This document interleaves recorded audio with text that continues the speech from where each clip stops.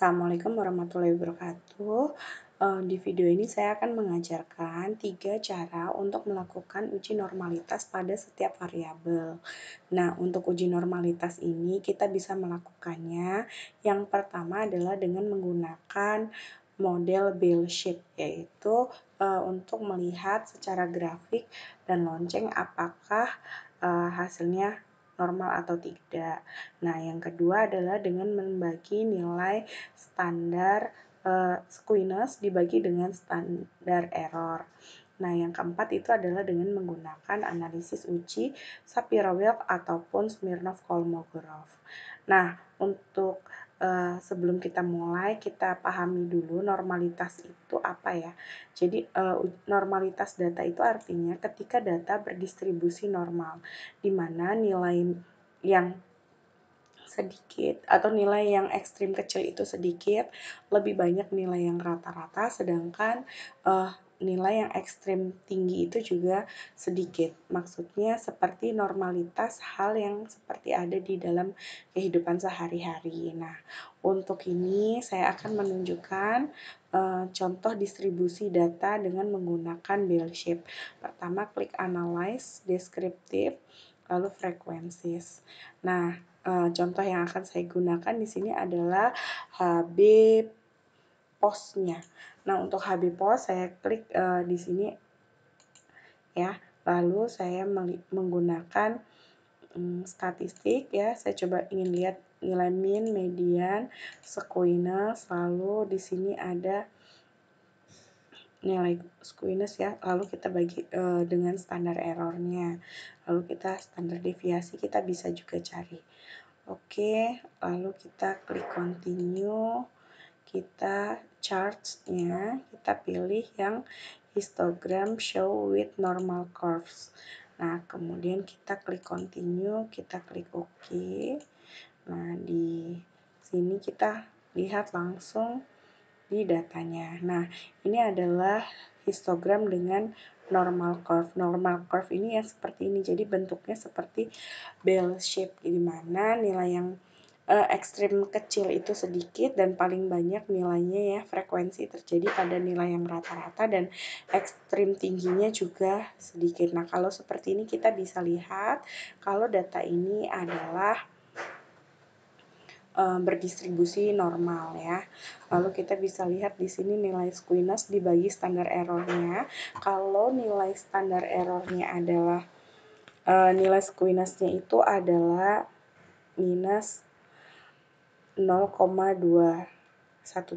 Kita ya bagi ya minus 0,217 dibagi standar errornya adalah 0,220. Nah, itu didapatkan nilainya adalah 0,09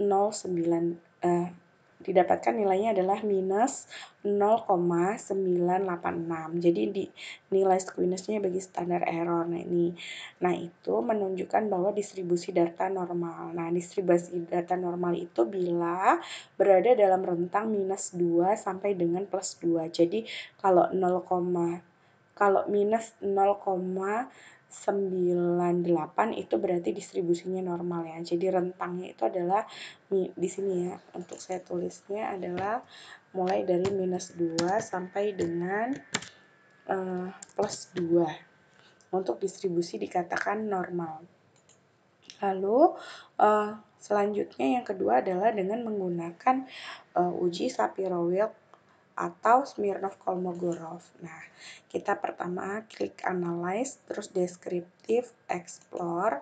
Nah, untuk saat ini kita bisa langsung membaginya ya, per kelompok. Yang di sini saya mau lihat kelompok kontrol atau intervensi, lalu kita lihat ke HB POS-nya, saya masukkan ke variabel dependent. Saya klik plots, lalu saya klik normality plot with test, kemudian klik continue, klik OK.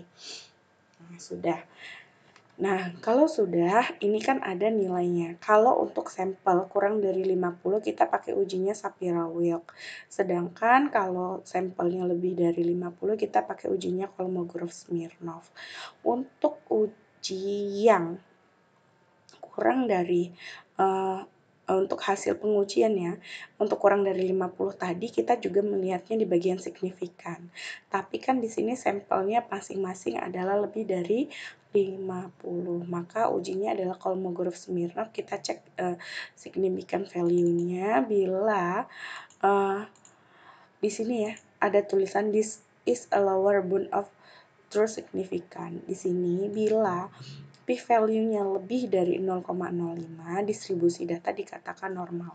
Sedangkan bila p-value-nya kurang dari 0,05, maka distribusi data dikatakan tidak normal. Nah, apakah data ini bisa direpresentasikan? Jawabannya iya. Jadi data ini kan signifikannya 0,200 bintang. Ini menunjukkan sangat signifikan ya. Di sini menjelaskan bahwa distribusi datanya normal karena p-value-nya lebih dari 0,05. Jadi distribusi datanya normal. Dengan distribusi data yang normal ini kita bisa menentukan uji statistik selanjutnya. Yang pasti uji statistiknya adalah untuk normal statistik yang parametrik. Sedangkan kalau yang datanya tidak normal itu menggunakan statistik yang non parametrik. Begitulah untuk distribusi data ya. Selanjutnya kita bisa save, lalu kita bisa tulis.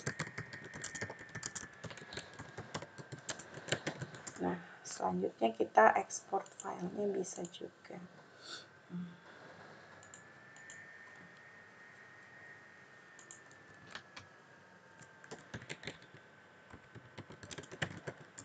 Oke, setelah itu kita bisa ekspor. Nah, demikian video ini. Bila ada yang ditanyakan silahkan komentar di bawah. Assalamualaikum warahmatullahi wabarakatuh.